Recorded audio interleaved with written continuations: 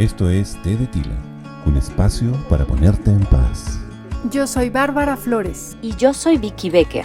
Creamos un espacio libre de juicios donde invitamos a expertos de los que aprendemos prácticas y filosofías que contribuyen a nuestra transformación y bienestar. Descubre la vida desde otra perspectiva y amplía la visión de tu ser. No, pues ya estamos. Yo estoy aquí contentísima porque tengo a Edwin Carcaño, que es especialista, entre muchas otras cosas, en el tema de las generaciones, y él es generación X. Y tengo por acá también a mi queridísima Vicky Becker, que ella es millennial, ya además confirmado por el experto.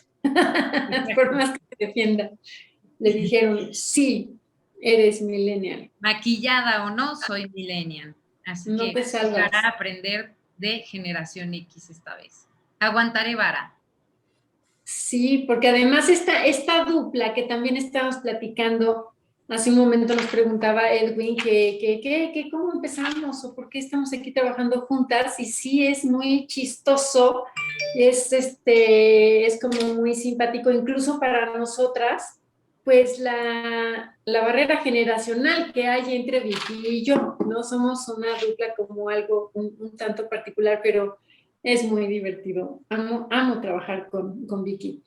Y bueno, bienvenido, Edwin, ¿cómo estás?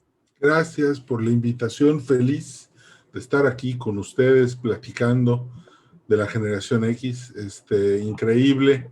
Les agradezco mucho la invitación a su programa y qué padre, pues que ya más de un año transmitiendo. Muchas felicidades. Felicidades por esa constancia y esa disciplina, que al final eso es lo que define el éxito al final del día.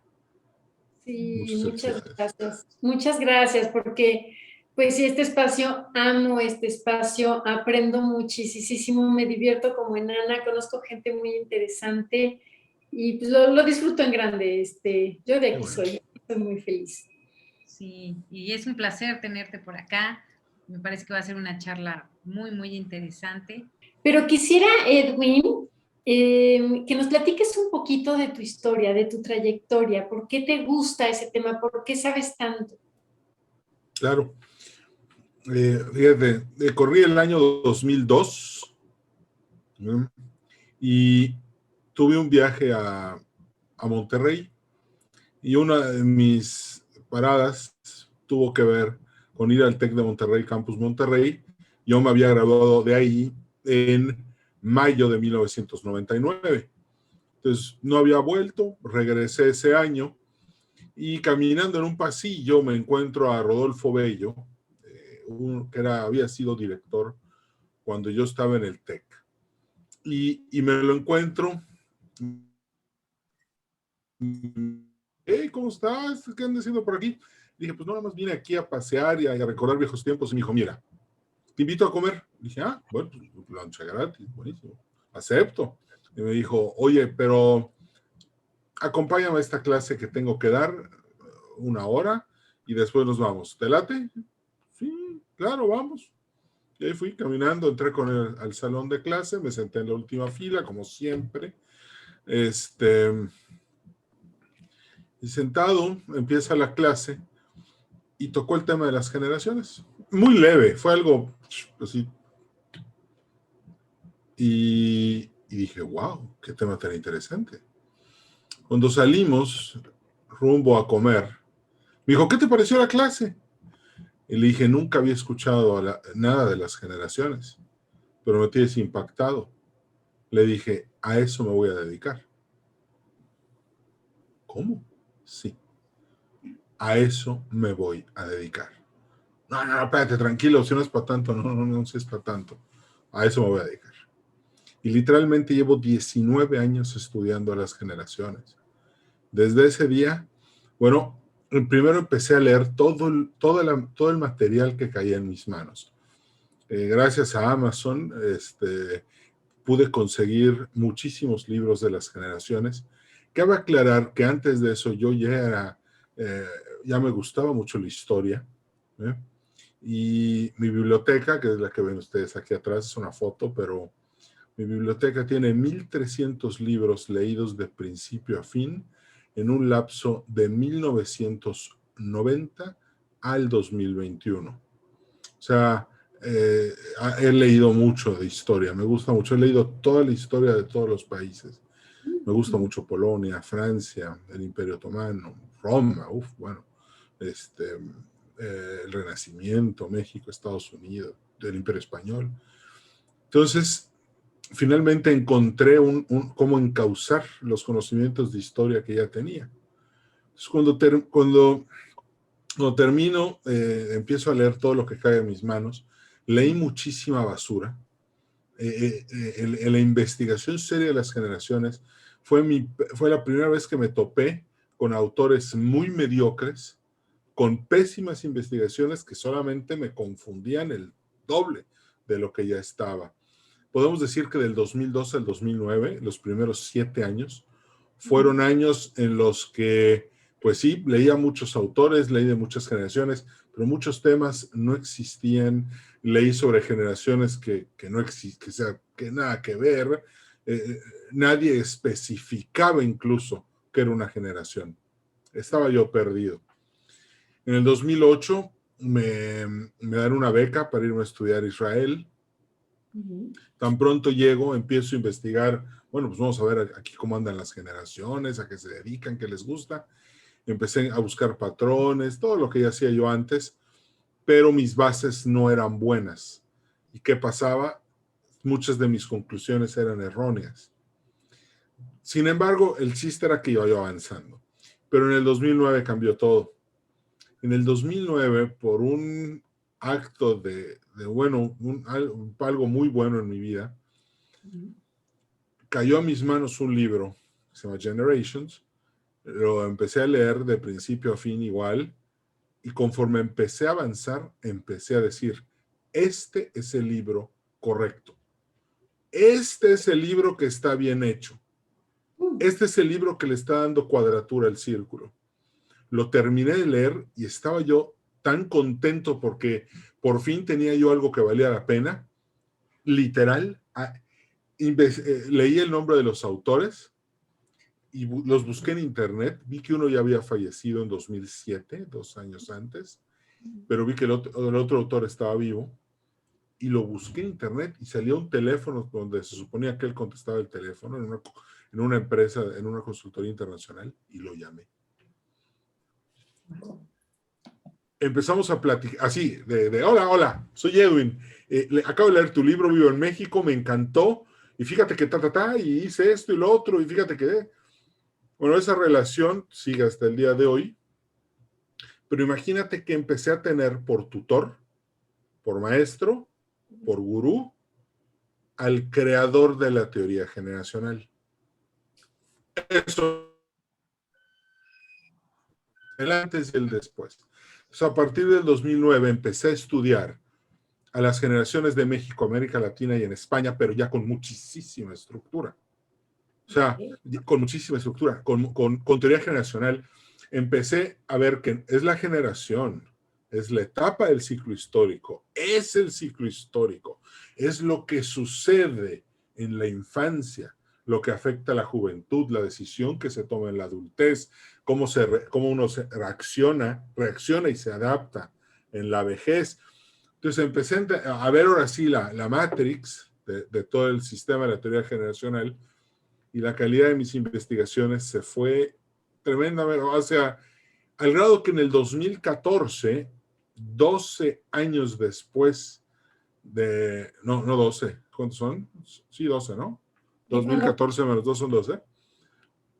Me sentí con suficiente confianza como para lanzar un libro. De hecho, por aquí lo tengo. Ese fue el primero, pero llevas varios. A ver, cuéntame. Ese fue el primero, ajá. Y se llama Las generaciones mexicanas. Cuando este libro sale, me topo con varios detalles muy interesantes, porque muchas generaciones de México no tienen nombre. Hay que ponerles nombre. Entonces, empecé a utilizar los conceptos de la teoría generacional para ponerle nombre a todas las generaciones que han visto a México independiente, y empiezo pues desde la generación que vivió, que nació durante la Guerra de Sucesión Española. O sea, es un estudio larguísimo. ¿Sabes? Bueno, entonces dije, no, nunca voy a acabar, voy a empezar por sacar algo de lo que tengo ahorita. Y saqué un libro que abarca de la generación de los caudillos hasta la generación contemplativa, los niños más jóvenes de hoy. Pero ya con teoría generacional, o sea, ya no que generación Z, pues está mal, ¿no? Que centennials, que xennials, que pues eso no existe. Esos son términos muy equivocados, que era precisamente lo que a mí me hacía confundirme antes de conocer la teoría generacional. Esos autores que inventan generaciones y confunden a todos, todavía siguen allá afuera, simplemente ya pues no hay que escucharlos. Tal vez sí leer cuál es su conclusión, pero el problema más grande es que cuando alguien no sabe cuadrar la infancia de una generación, todos los demás resultados salen equivocados en un 95%. Wow. Ahora, en el 2016 me volví a envalentonar y en los estudios que hacíamos vimos que los millennials le tenían demasiado miedo al compromiso. No, de hecho, el compromiso ya no forma parte de sus vidas. Oye, ¿te vas a casar? No, no, tampoco, de eso tampoco, no, el coche no, menos, ¿para qué? No, y no sé qué, no. Entonces hice un libro que se llama El Millennial con Casa Propia. Es un libro que le dice a los millennials cómo hacerle financieramente para poder tener una casa propia sin batallar demasiado. Y esto es a partir de conocimientos bursátiles muy básicos. Y después el tercer libro de esta primera trilogía fue Influencer, la startup del millennial. Entonces aquí lo que hice fue que agarré todos los cuadros de política, de economía, de sociología, productos de la investigación de las generaciones, y lo que hice fue darle una base a todos los que quieren ser influencers, líderes de opinión, para poder cuadrar sus respuestas, para que entiendan cómo funciona ser un influencer y no decir una cosa en la mañana y contradecirte en la noche, porque empecé a notar que ese era otro grave problema entre los líderes de opinión de hoy. Como por ejemplo, hoy, ¿no? Gritar viva Cuba libre, pero hace 2 días decir que Cuba ha hecho grandes avances económicos, políticos y sociales. Pero pues eso es una mentira. Cuba no tiene nada bueno. Pero nada, es que están muy bien educados. No sirve de nada porque esa educación no fomenta ni produce nada. Es inútil, eso es un espejismo. Entonces, lo que hice fue cuadrar esto porque, ok, si quieres ser zurdo, sé un zurdo, pero bien hecho. No te contradigas. Si vas a ser si vas a estar a favor, no has cuidado con las libertades, cuidado con la esencia, cuidado con la filosofía. Y ahí hice un marco para que pueda ser líder de opinión. Y ahí termina, esa es la primera trilogía. Y ahorita pues estoy haciendo la segunda trilogía. La primera se llama ¿Qué generación pertenece? Salió en enero de este año. En enero del próximo año ya está el próximo libro en camino. Se llama Las generaciones en la oficina. Y el tercer libro pues saldrá dentro de 3 y va a ser la segunda trilogía de las generaciones mexicanas. Pero aquí vienen temas muy importantes porque el navegar entre las generaciones, entre las diferentes generaciones de México, ha sido una odisea increíble. De entrada, pues te puedo decir, toda la historia que aprendiste en la primaria sobre México son mentiras. Porque cuando empezamos a recurrir a la historia para encontrar las causas y los efectos de la teoría generacional, de los ciclos, oye, pues no, esto no puede ser cierto, porque si fuera cierto, pues no sería así. Y esto tampoco, y esto tampoco. Entonces tuve que empezar, tuvimos, porque no lo hice solo, me ayudó Neil Howie. William Strauss es el que ya había muerto, conozco a su hija, una magnífica persona, y empecé a ver todas las mentiras que había en la historia de México. Entonces, cuando empiezo a recurrir a fuentes alternativas, esas que no les da miedo decir la verdad, empieza a cuadrar la historia de México. Y te das cuenta que está allí, o sea, por ejemplo, en 1919, 1920, 1921, hace 100 años, llegó la fiebre española a México, que ni era fiebre ni era española, pero sí le pusieron, ¿no? De hecho, debió haberse llamado la pandemia gringa, porque pues, se originó en Estados Unidos. Entonces, fiebre española, les rompieron el alma a los españoles, que ni la debían ni la temían. Pero como ya se publicó, pues le pusieron la fiebre española. Entonces, el gobierno mexicano actuó de una forma tan estúpida, porque no es otra palabra, que se murieron 1 millón de mexicanos en esa pandemia. 1 millón. Ojo, ahorita llevamos medio millón, sí, pero hace 100 años éramos 9 millones. Éramos muy pocos. Es como que ahorita se murieran 11 o 12 millones de mexicanos. Fue una tragedia. ¿Por qué? Pues porque el gobierno estaba más interesado en su agenda y en agarrar poder y entre los caudillos matarse, que de verdad tener un sistema de salud que de verdad se preocupara por los mexicanos. Y no fue así. Fue una traición brutal por parte del gobierno mexicano. Entonces, ¿cómo lo tapamos? Porque es más importante para el gobierno pues taparlo que decir la verdad, ¿no? Porque decir la verdad, y dijeron que ese millón de mexicanos murieron porque tomaron las armas y lucharon por sus ideales políticos. Y esa es una mentira tremenda, porque ni las circunstancias generacionales, ni el prospecto social, nada estaba puesto como para que pasara algo así. Y así fue. Entonces, esa es una.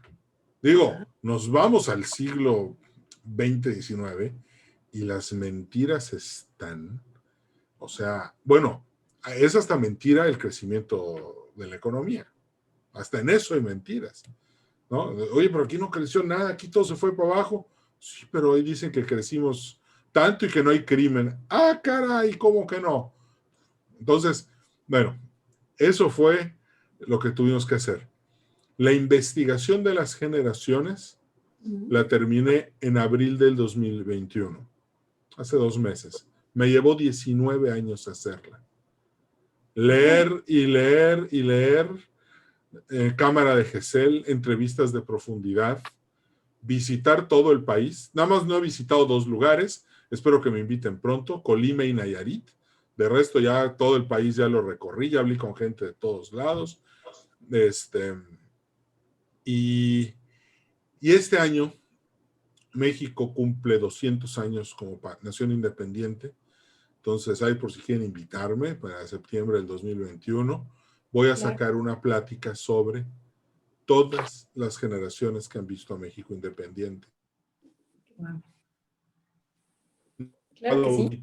Ahorita sigue siendo secreto del Estado, pero ya va a salir y va a estar muy padre. Entonces, es en un brevario locutor, esa es mi experiencia y mi aventura con las generaciones mexicanas.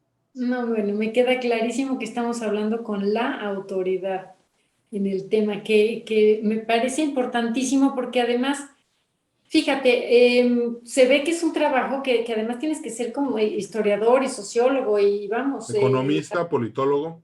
Fíjate, todo eso. ¿Y para qué? Pues para intentar comprendernos, ¿cierto?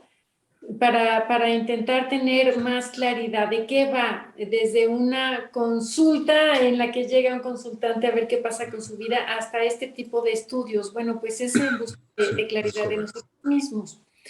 Y bueno, cuéntanos, vamos a entrarle a las generaciones. Bueno, ya sé que el tema es generación X, pero para ponerla dentro del contexto, ¿cuántas generaciones hay clasificadas? O a ver, cuéntanos eso.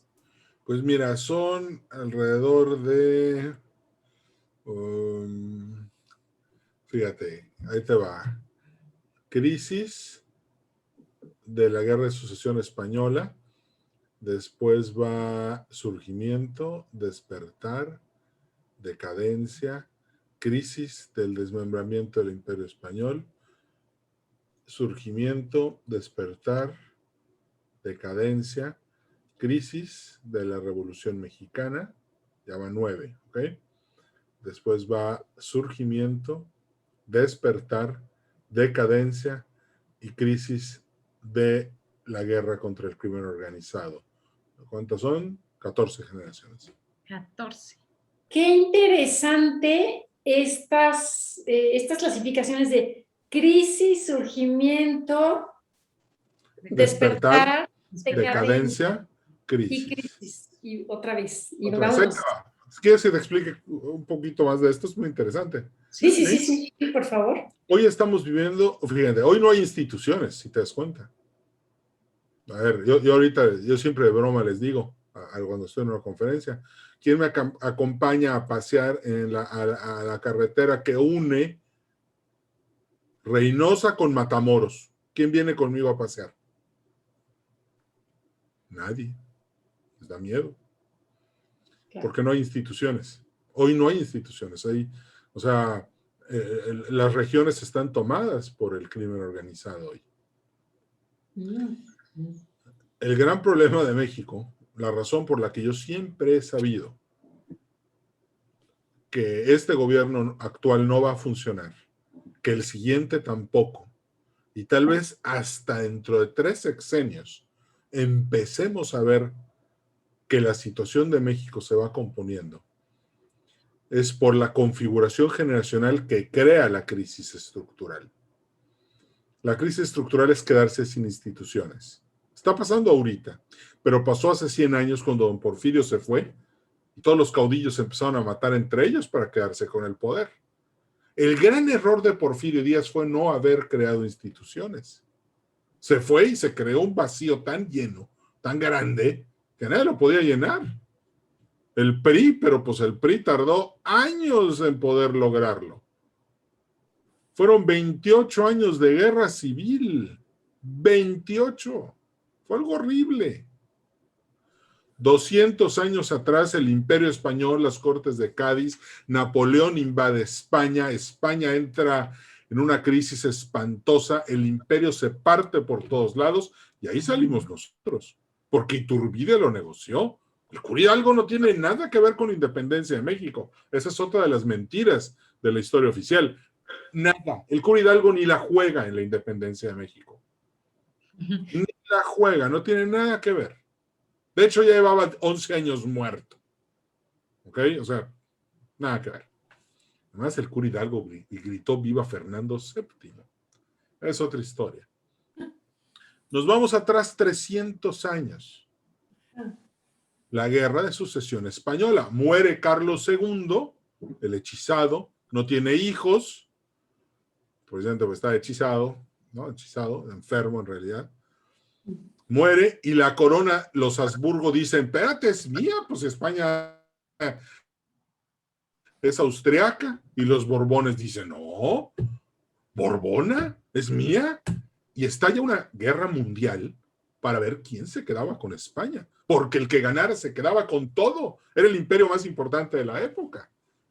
Entonces, los Borbones, el rey Sol Luis XIV, dándole con todo contra la alianza austriaca e inglesa de los Habsburgo, tratando de retener la corona, y al final ganaron los Borbones. Por eso hoy la Casa Real de España son los Borbones. Pero el vacío de poder que hizo fue brutal.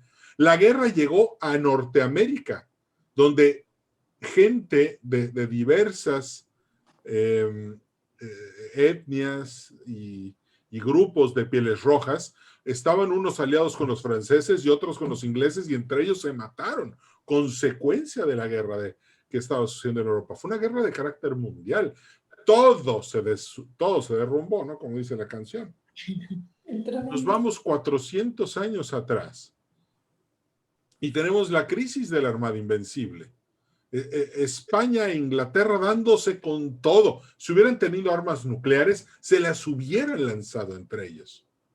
Una crisis brutal, un desmembramiento del orden internacional total, un gran vacío de poder y una guerra espantosa, tremenda. Se dieron con todo. No hay un claro ganador en esa guerra, porque unos dicen que gana Inglaterra porque se hunde la armada y otros dicen que gana España porque la contraarmada inglesa se hundió cuando trató de llegar a España. Entonces es un debate larguísimo. Oye, hace 500 años se unen Castilla y Aragón, aprovechando un vacío de poder en el mundo de andaluz, ¿verdad? Se organizan y reconquistan toda España. Castilla y Aragón se unen, reconquistan la península ibérica sin Portugal y nace España de esa crisis en el mundo árabe que vivía en España. Entonces siempre cada 100 años, y así nos vamos hasta 5,000 años atrás de la civilización, hay una gran crisis estructural en donde el orden se derrumba por completo. ¿Okay? Y de ahí viene el surgimiento. Ok, después viene un surgimiento donde la gente vuelve a reconstruir la sociedad. Pero después viene, es que hay dos partes que son fuertes y dos partes que son débiles, como todas las polaridades. La crisis estructural y el despertar individual son muy poderosos. Son épocas de zozobra, mientras que la decadencia y el surgimiento son etapas muy tranquilas. Fíjense, hace 50 años tuvimos un despertar que se llamó las guerras culturales. Los derechos de las minorías, los derechos del LGBTI para hacer lo que quiera, el derecho de los minusválidos, el derecho, todas las minorías reclamando una parte de la vida social. Es una crisis cultural y de valores. Pero si nos vamos 150 años atrás, tenemos en México las guerras de reforma. ¿El gobierno debe ser católico o laico? Conservadores y escoceses, masones escoceses, contra liberales y masones yorquinos. Ahí peleándose. Las guerras de reforma. No, Maximiliano, no, Juárez. Ya están peleándose entre ellos, ¿no? Hace 250 años también tenemos otro despertar, los jesuitas, llamando a la población del Imperio Español para decirles, oye, tú como individuo vales, tú tienes un valor individual muy importante. La corona dijo, espérate, pues si la institución soy yo, fuera todos, vámonos. Y corrieron a los jesuitas del Imperio Español. Todos, vámonos para afuera. ¿Ok? Y nos vamos 350 años antes y vemos la conclusión de la Guerra de los 30 años. Protestantes contra católicos, dándose con todo. Pero ojo, fíjense cómo estas crisis no son estructurales, sino que son culturales y de valores. Dándose con todo. Nos vamos 450 años atrás y tenemos las guerras de contrarreforma y el despertar del luteranismo, donde Carlos V y Felipe II se arman hasta los dientes para unir en la causa católica y derrotar al movimiento protestante de Lutero. Pero eso es una guerra cultural también. Entonces, cuando vemos estos ritmos de la historia, también empezamos a entender el futuro. O sea, la crisis que estamos viviendo ahorita, cuando yo vi que la gente, el triunfo de Peña Nieto trajo mucha esperanza de que hubiera paz, el triunfo de Andrés Manuel López Obrador trajo, pues pensaron que el país ya se iba a pacificar, iba a ser maravilloso. Desgraciadamente la esperanza no juega ningún rol en estos ciclos históricos. El ciclo histórico sí, es cruel, es frío, siempre ha pasado. Por Dios, uno me dice el otro día, pero en Finlandia y en Noruega y en Suecia no está viendo esto. Le digo, no, claro que sí. Claro que sí. Porque la familia como tal se está cuestionando en todo el mundo, la familia como la conocemos. Y esa es la crisis estructural más poderosa que puede haber. Y bueno, hay un cuate en no sé qué, uno de esos países, pues que ya se casó con su computadora. Es su esposa. Sí. A mí lo que me preocupa es que el cuate se vaya a electrocutar. Pero, pues sí, me preocupa, pobrecito. Pero aún así, la ley se lo permitió. Crisis de Entonces, Y hay un tema global también. Ahorita yo me estoy manteniendo dentro del ámbito mexicano, Ajá. pero hay un ámbito internacional que se llama China. Y vean cómo traen China ahorita y Estados Unidos, se la traen todo contra todos. Y esa puede ser una crisis estructural global que nos lleve a una Segunda Guerra Mundial, y a todo lo que ha pasado en materia global en el mundo, cuando deciden que todo se acabó, ¿no? La Primera Guerra Mundial, las guerras napoleónicas, etcétera. Entonces es muy importante entender estos ciclos, entender esta estructura, porque cuando ya la entendiste, puedes generar escenarios hacia el futuro. Hoy estamos en una crisis estructural, sí, y en la parte más profunda. Por eso igual es cuando más muertos hay. O sea, ahorita ir a Laredo, desde Monterrey, es jugarte la vida, porque hay un grupo armado ahí quitando coches y matando gente, secuestrándola y desapareciéndola. Hay gente que lleva 100 días perdida. Nadie sabe nada de ellos. Seguro ya están muertos. Estos cuates no se van a tocar el corazón. No tienen amor en sus vidas. ¿Por qué van a tener amor por otros? ¿No? Y aquí viene un tema muy importante, porque ¿a dónde vamos?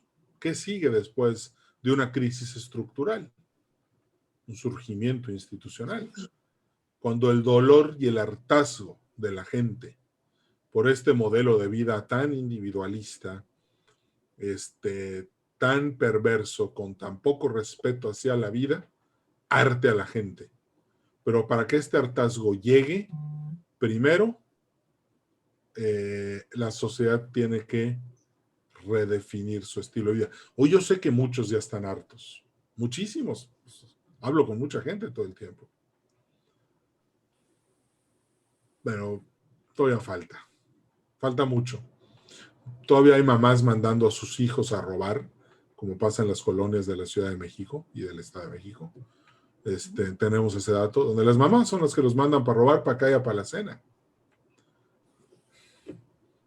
O sea, esa crisis estructural familiar que estamos viendo, pues se tiene que acabar antes de que podamos ver algo mejor. Y estos brotes sociales que están surgiendo a últimas fechas, bueno, en esta última semana sí en Cuba, pero ¿qué tal en Colombia y en tantos lugares en el planeta corresponden a una crisis estructural? De hecho, hace rato vi en Twitter, me falta corroborarlo, pero dicen que las autoridades ya huyeron de Cuba, que ya arrestaron, el pueblo ya arrestó en Camagüey ¿cómo se llama? A la autoridad de la dictadura. Es una crisis estructural, es exactamente lo mismo. El sistema castrista finalmente, y gracias a Dios, se está derrumbando. Porque estamos en una crisis estructural. Es algo que puedes prever si sabes que es estructural. Y la muerte de Fidel Castro agrava esta crisis estructural. Entonces, lo ideal va a ser ver muy pronto una Cuba democrática, libre y que pueda manejarse y prosperar, porque pues llevan 60 años oprimidos por la bota de una familia dictatorial, nefasta, asesina, que no respeta otro derecho que no sea el de ellos. Y eso es algo muy triste. Como soy yucateco, pues conozco muy bien Miami. Los yucatecos vamos a Miami, así como los regios van a McAllen. Y he conocido muchísimos cubanos en Miami. Y el dolor con el que, o sea, viven en Estados Unidos y es muy padre y todo, pero el dolor con el que te cuentan las separaciones que han vivido de sus familias, o los cubanos que han venido a Mérida y te cuentan cómo los adoctrinaban en la escuela, con lavados de cerebro espantosos, es algo terrible. Y hoy eso se está cobrando. No hay mal que dure 100 años, ¿no? Finalmente. Fíjate, queda muy bien esa frase, no hay mal que dure 100 años con este ciclo que nos estás aclarando. De hecho, lo ideal, pues todo el mundo quiere vivir en un mundo feliz, próspero, y Y cada fin y cada principio de una etapa significa algo, hay peligro. Cada cambio puede significar la pérdida de la libertad. Porque imagínate que un surgimiento institucional se dé con un dictador, como Stalin o como Mao. O sea, son 100 años, ahí es todo el ciclo histórico, todo lo que queda va a ser de muchísimo dolor y sufrimiento para la sociedad. Imagínate, en cambio, que llegaran con una democracia sólida, instituciones sólidas, pues va a ser un país muy próspero. La Unión Europea lo logró después de 800 años desde la concepción de Carlomagno de una Europa unida, que pues no le salió muy bien, la verdad, pero hasta hoy, bueno, finalmente Europa lo pudo lograr. Finalmente Estados Unidos nació con instituciones muy sólidas, democráticas. El problema de México es que nunca han sido lo suficientemente fuertes las instituciones nacionales y han dejado un vacío muy grande en el respeto a las libertades de los mexicanos. Por eso por eso esta crisis es tan dolorosa. Esta crisis no se gestó ahorita de la noche a la mañana, viene de muchos años atrás. Yo siempre digo que el presidente más nefasto del siglo XX, la persona que más daño le ha hecho a todos los mexicanos, se apellida López. Es José López Portillo y Pacheco. Él nacionalizó la banca y destruyó el sistema financiero mexicano y de paso destruyó la economía nacional.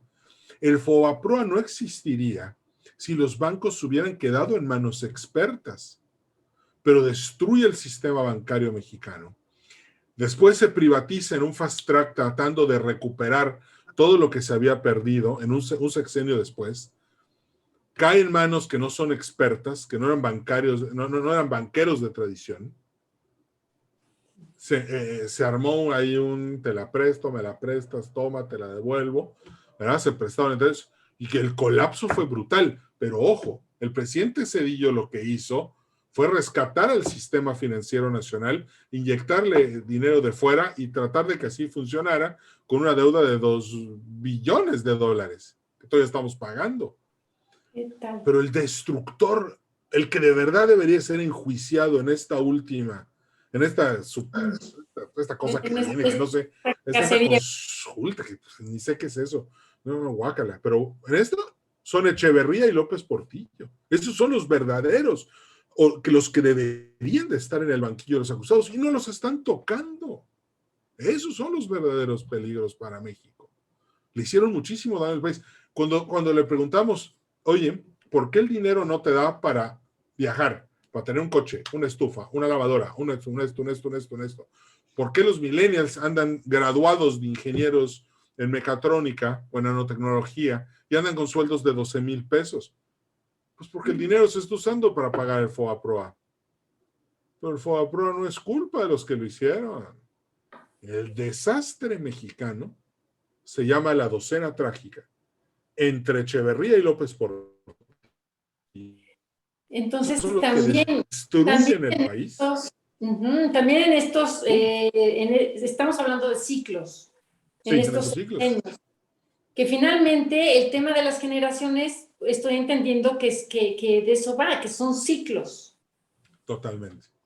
Ahí fue donde se perdió México, en los sexenios de Echeverría y López Portillo. Curioso, porque en esos sexenios nace la generación que iba a pagar los platos rotos de esa fiesta nacionalista y populista, que es la generación X. Nosotros nacimos en ese momento y ni sabíamos lo que nos esperaba. Bueno, yo digo, porque siempre se va a poner fuerte y está muy duro y no sé qué, no, espérate, a ver, yo soy hija de la crisis. Desde que tengo uso de razón hay crisis en este país. Sí, claro, acentuado porque Echeverría no fue un tomador de decisiones. Echeverría debió haber puesto al país en las rieles del post-Bretton Woods, en los tratados de Jamaica en 1976, y López Portillo debió haber mantenido, o sea, López Portillo llegó como charro apostador a la presidencia, buscando solucionar los problemas de Apluma. Eso no se hace así. O sea, la riqueza petrolera nos salió más cara. O sea, si no se hubiera descubierto Cantarell, nos hubiera ido mejor porque las burradas que hizo López Portillo desgraciaron al país. Y ahora, ojo, porque es importante ver que también las luminarias del gobierno mexicano en esos años eran, como don Jesús Reyes Heroles, eran voces muy pensadoras, muy profundas, que entendían de ciclos, que entendían el rol que los presidentes tenían que jugar, y cuando lo expresaron, los corrieron. Pues López Portillo metió a su amante, ¿no?, a la Secretaría de Turismo. Y como decía Miguel Alemán, eres presidente y a tu novia, pues la llevas a Televisa y la haces actriz, pero no la vuelves parte del gabinete, ¿no? Entonces, bueno, eso no, para que veas de todo lo que te enteras, estudiando a las generaciones de este país. Pero el tema es que nosotros, la generación X, nace entre 1960 y 1982. O sea, el último X. Entre 1960 y 1982, tal como lo dijo Vicky al principio del programa. Somos los hijos del despertar individual de las guerras culturales. Los adultos en un despertar tienen un problema muy fuerte, porque un despertar individual enfrenta a una institución muy empoderada con un individuo muy empequeñecido. La cultura institucional es tan fuerte que imagínense a un niño, a un joven en los 60, es decir, en México, ahí en un pueblo provincial, ¿no? Así para que tenga sabor el caldo.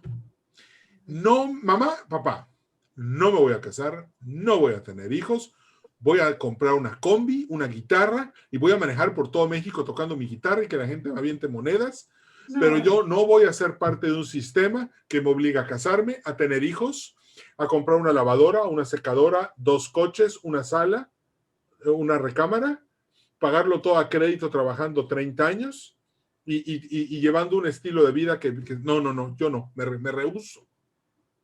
¿Qué hubieran dicho los papás? Bueno, los papás maestras entonces ya se fueron para atrás en un patatús. Dicen que o la fumó muy verde o está drogado, ¿qué le pasó? Pero es que eso es el pensamiento individual. Ahí está el individualismo. Ojo, los millennials hoy dicen exactamente lo mismo, pero no por las mismas razones. Porque yo al millennial le pregunto, oye, bueno, ¿por qué no quieres? Me dice, es muy sencillo. Cuando mi papá tenía mi edad, ya tenía casa, coche, y ya había nacido yo, ¿verdad? Claro. Hoy yo ahorita lo único que tengo es a mi perro, porque ni mi casa es mía. Claro. Es más, mi perro me ve a veces con ojos de pobrecito. Me lo dicen. Claro, entiendo que el FOBAPROA le hizo mucho daño a este país, culpa de José López Portillo. O sea, que agradezcanle a él. Cada vez que ven una avenida con su nombre, digan, mira, ahí está el que nos dejó el país arruinado. Entonces, en este mundo en este despertar individual, fue tan dura la crisis. Fíjate cómo esta vez fue un despertar en el que ya no hubieron armas, se hubieron manifestaciones, marchas. Chicago en 1968, la Convención Demócrata, ¿no? Donde se suben a un monumento y ponen la bandera del Vietcong y todos, ¿qué les pasa?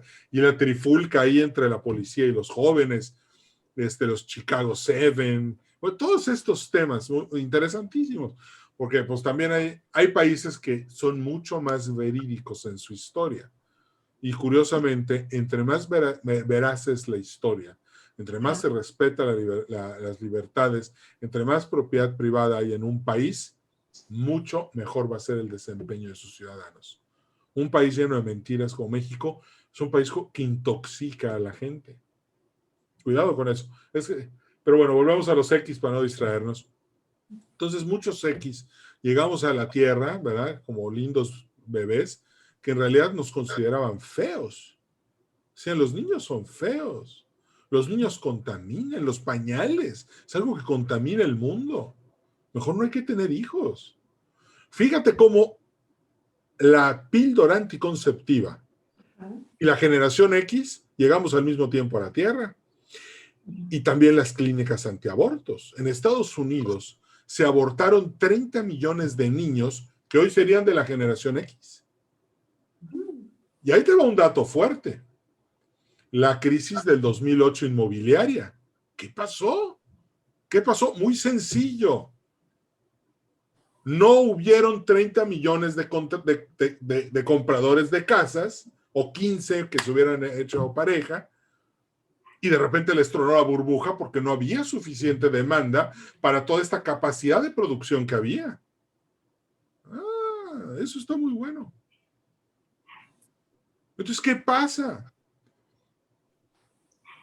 La generación X crecemos en un ambiente muy hostil para ser niños. Los millennials no. Los baby boomers tampoco. Pero para los X, el bullying era formativo. Sí, claro. A ver, pero danos claridad, porque los X, salvo, creo que yo no, pero los X son hijos de baby boomers. Baby boomers y silenciosa. Silenciosa, que más o menos... La anterior a la boomer. En México nacen entre 1911 y 1938. Son la generación silenciosa. Esa es la silenciosa. Yo soy hija de generación silenciosa. Y luego los baby boomers, que son los de, pues cuando termina la Segunda Guerra. 1939, ¿no? 1959. 1959 son los baby boomers. Mis papás. Mis papás son baby boomers, ajá.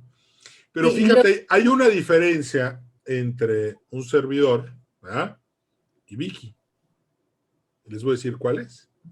¿Cuál es? Todos los niños de la generación X llegamos a robarles el tiempo de integración a una pareja.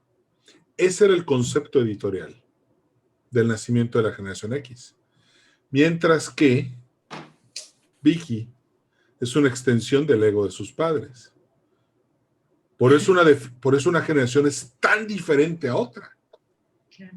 A ver, no es lo mismo que Edwin vaya a la dirección castigado y la directora, la maestra, la auxiliar, el papá y la mamá se pongan del mismo lado para decir, es que tú estás mal. Claro. Porque llegamos a Vicky, a la misma junta disciplinaria, con la directora, la maestra, la auxiliar, el papá y la mamá, y el papá y la mamá se ponen del lado de Vicky. ¿Le haces algo real? ¿Me lo estás haciendo a mí? Claro, y te quiero matar. Es que... Bueno, es que las escuelas hoy. Sí, Hoy los papás, ¿por qué jugamos totalmente del lado de los hijos y de los sobrinos? ¿Por qué? Pues porque sabemos lo que nos hicieron hace 40 años. Y sabemos que estaban equivocados, no nos gustó, y ahora es la venganza. La contrahuella.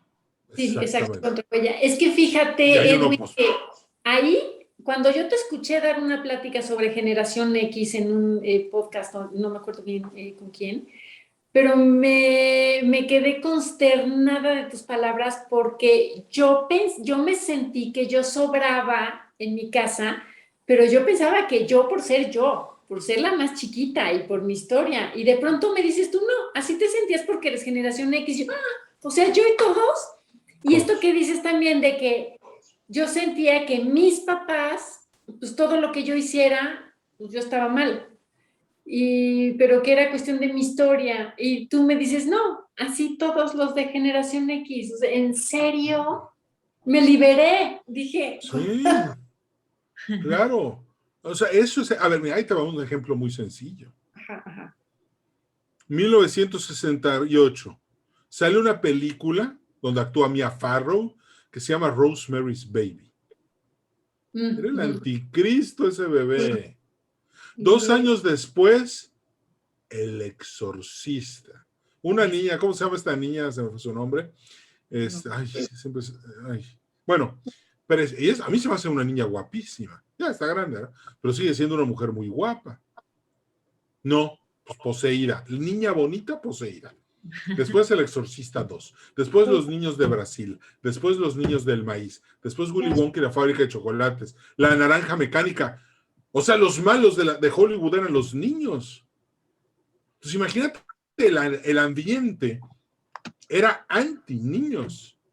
Lo que Y dices de fíjate, que la educación era el bullying, y en las casas era el bullying, y en la escuela era bullying, y para todo.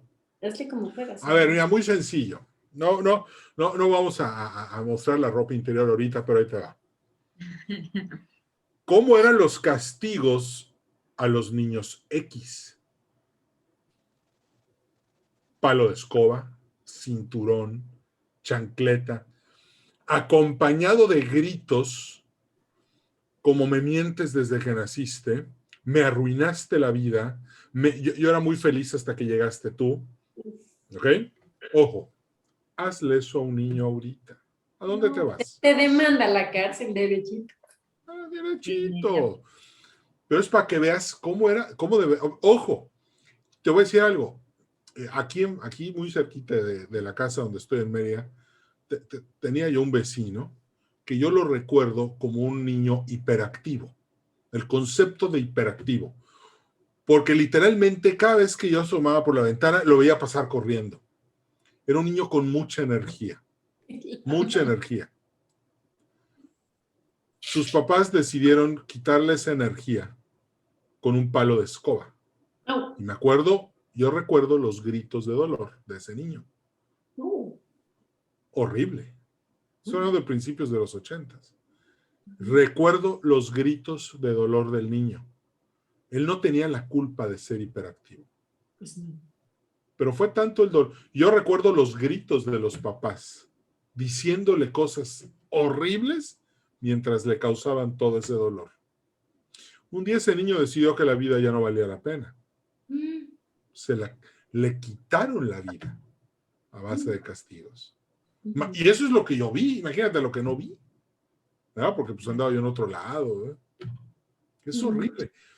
Y eso, precisamente hoy, un niño que sufre eso, no lo va a repetir. O sea, ¿cuántos? De hecho, yo ahorita no veo que ni siquiera hayan nalgadas. ¿Ok? Pero es precisamente porque sabemos los X, lo que significa esos castigos. Ahora, ¿hay algo bueno en esto? Sí, sí hay cosas buenas. Nos obligaron a acelerar nuestra maduración. Nos obligaron a crecer más rápido.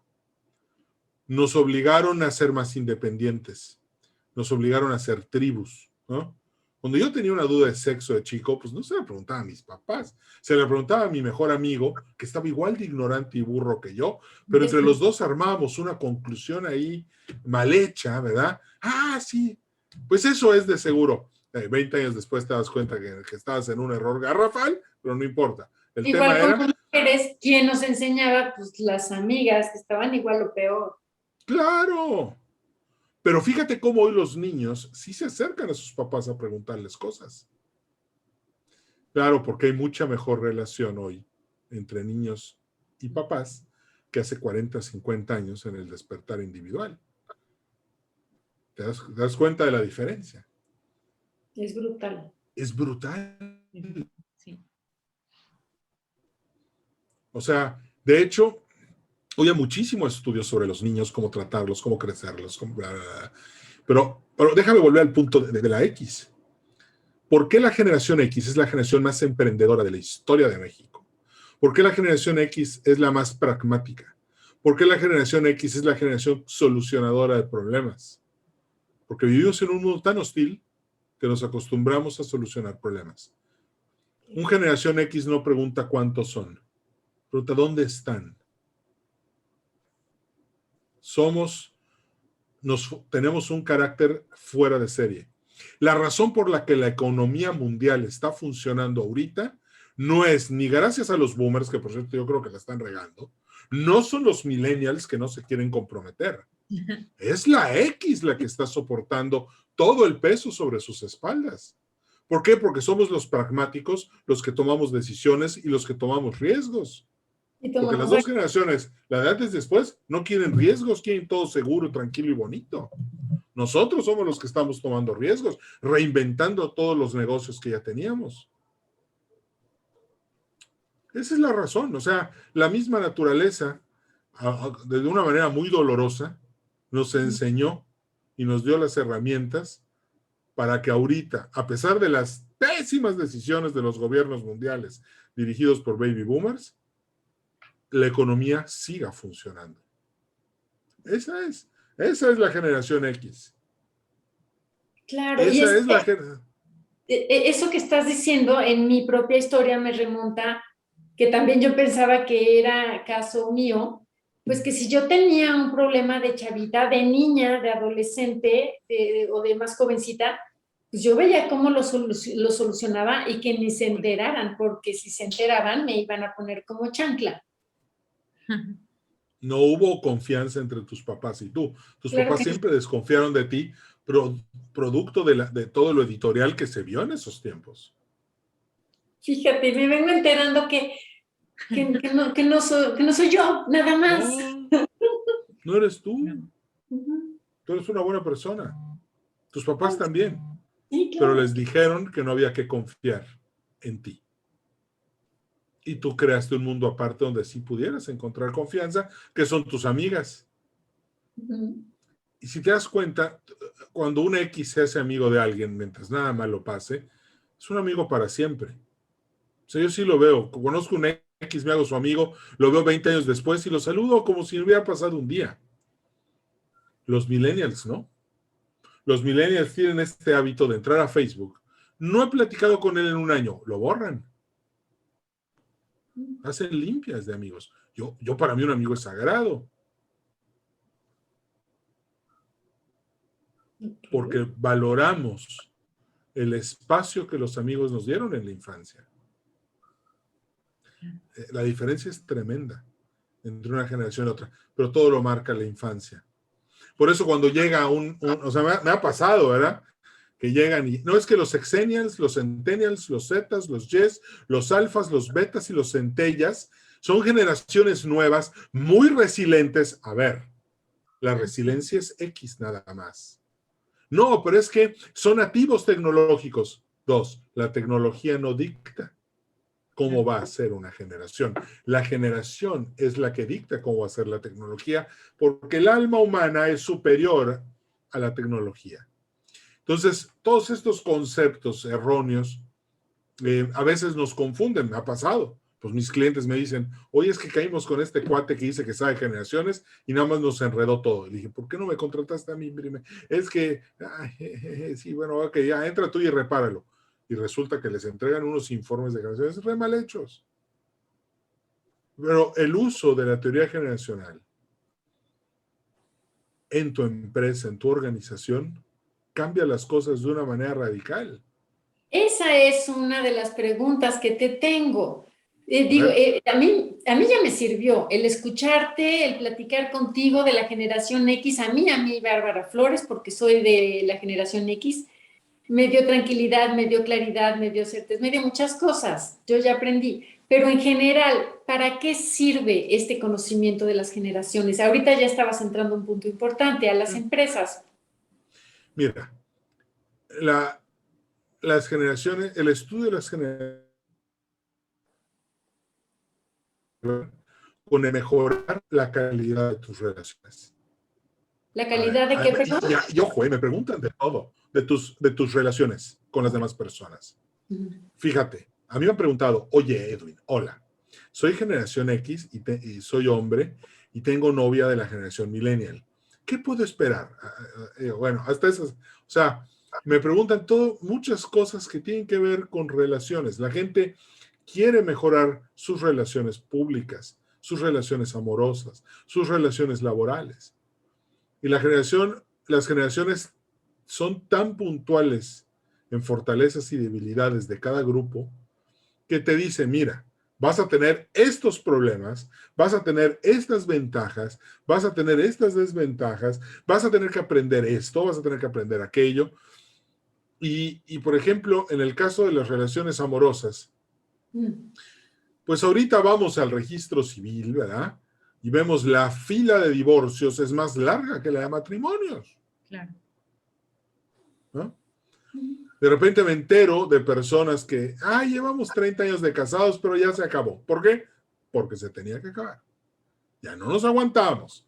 Crecieron los chamacos, se graduaron, mira, hasta aquí llegué, bye, bye, ¿no? Ujú. Pero de eso hasta un año de casados, a veces menos, ¿no? Es que ya no. Bueno, eso tiene que ver mucho con cómo codificamos y decodificamos el lenguaje de lo que queremos decir y de lo que esperamos. Todo el tema de las relaciones gira alrededor de las expectativas. Ujú. Y ahora estamos Todo. a un match. No, es que, exacto, son las expectativas. Y lo peor de todo, ya lo dijiste, ya lo dijo Vicky, cuando mezclamos expectativas encontradas, bye, bye. Y es un problema grave, porque hoy los millennials, primero que nada, tener pareja, bueno, pues nos aventamos, pero sin hijos y sin casarnos y cada quien en su casa, no los culpo, la economía es pésima, pues ¿qué van a hacer con 12,000 pesos cada uno? No es nada. Y eso no es todo. El tema es que no platican sus expectativas, a veces por miedo a perder la relación, pero ojo, es mejor perder una relación de expectativas encontradas que seguirle y luego tener que lidiar con el duelo de esas expectativas. Bueno, puede ser que la señora quiera una casa grande, una camioneta y 3 hijos, y el cuate está pensando en viajar, en no tener hijos y en llevársela por la vía libre. Entonces, cuando empiezan, oye, pero espérate, yo pensé que tú, no, pues espérate, es que yo pensé, y pues no, vámonos al registro y ya nos divorciamos. Todo Y da el por tema vuelve. Hay un tema que a mí siempre me preocupa mucho, es la esperanza, ¿no? O sea, volver a casarse en términos de cantina, siempre decimos que es el triunfo de la esperanza sobre la experiencia. Ay, eso está buenísimo, lo voy a apuntar. Está buenísimo. Claro, no, o al menos yo creo, yo lo que observo a diferencia, en contraste con la generación millennials, que nosotros pues tenemos todas las apps para relacionarnos, etcétera, pues hay como una sensación de demasiadas opciones y de que siempre puedo ser más feliz, ¿no? O sea, esta felicidad puesta sobre el otro, ¿no? Sí, eso es grave. Acuérdense de los estoicos, la felicidad es una decisión. No, nadie va a llegar a hacerte feliz. Si tú no eres feliz, ¿quién llegue? Claro. O sea, oye, llegó Luis Miguel a mi vida, pues no, tampoco va a ser, o tal vez un poco más, ¿verdad? Pero no así funciona. Y ese es el problema de las expectativas. Acuérdense de la anécdota del rey infeliz, triste, que un día dijo, tráiganme al hombre más feliz, encuéntrenlo, búsquenlo y encuéntrenlo. Salen a buscarlo, lo encuentran, y él dice, tráiganme su camisa. Y el caballero le dice, señor, el hombre más feliz del que encontramos no tiene camisa.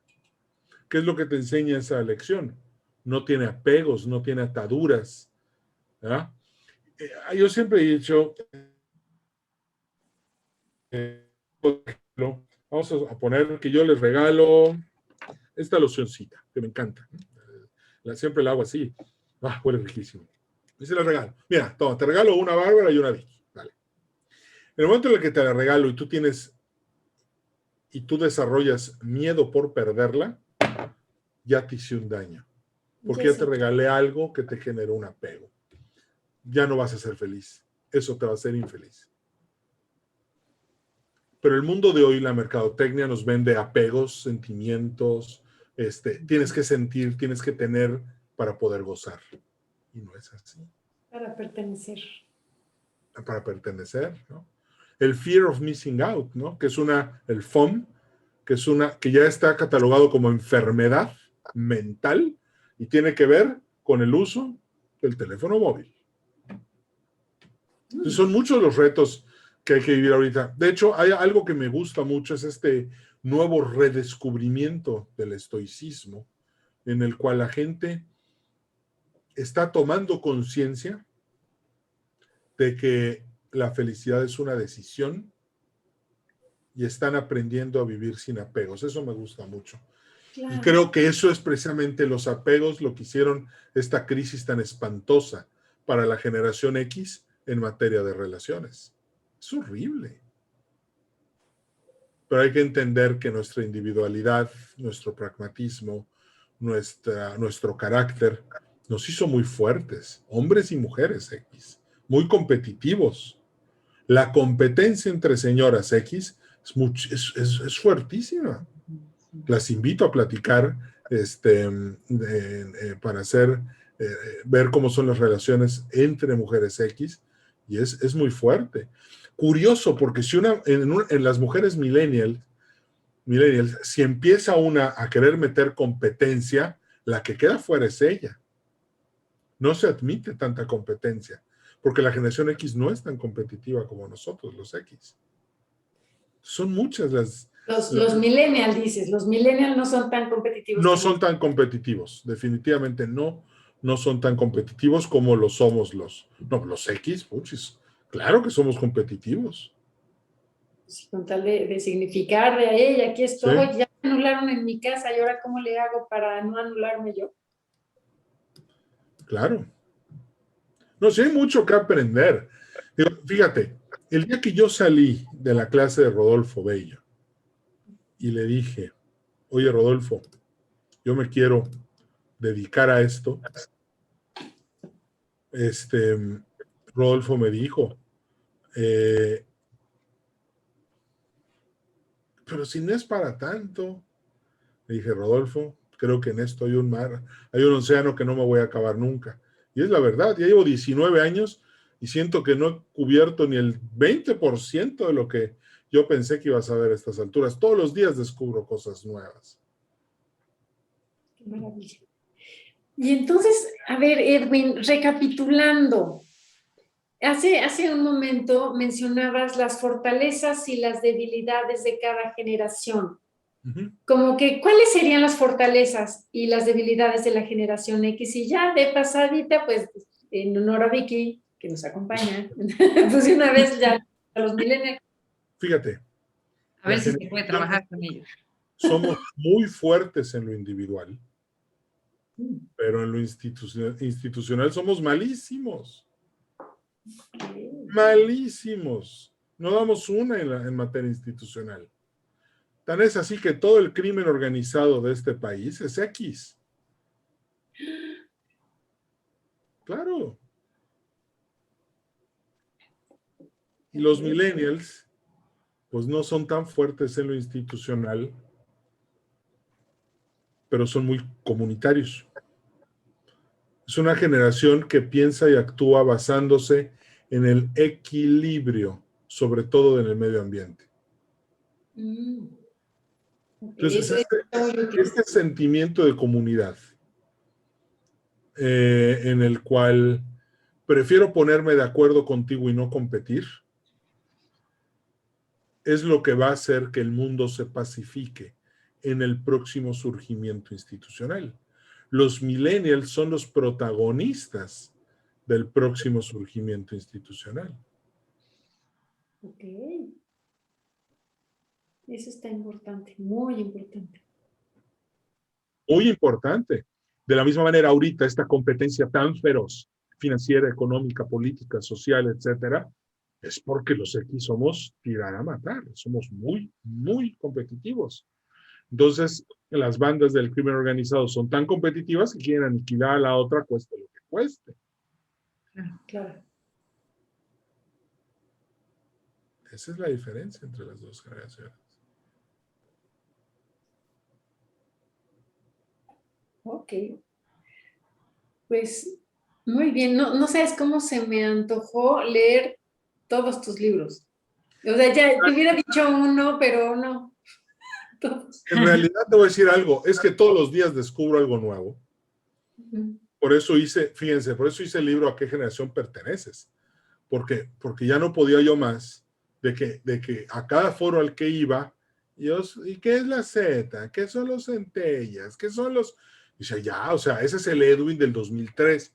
O sea, a la gente le empecé a decir, ya, o sea, deja esas. Los centennials no existen, los exennials no existen, los zetas no existen, los centellas no existen, los alfas no existen, los betas tampoco. De repente me encuentro que en 10 años hay 15 generaciones. Eso no puede ser. Una generación dura entre 17 y 30 años, punto. Y es producto de una etapa de un ciclo histórico. Se acabó. Y ya vimos cuáles son las 4 etapas del ciclo histórico. Y esto obedece a la relación entre los individuos y las instituciones. Ahí está, ya lo súper, hiper comprimí para... Estructuradísimo, súper claro, es como una ecuación. Es una ecuación, claro, claro. No es, hoy tengo ganas de decirles les voy a decir, ya sé, la generación de cristal. El otro día entré a una sala y dije, oye, eso no existe. No es generación. ¿En qué años nació? ¿En qué etapa? ¿Qué caracteriza su infancia? Nadie me supo contestar. Les dije, ven, no es una generación. Claro. Pues, Oye, ¿y después de los millennial ya tenemos otra? Ya la generación contemplativa.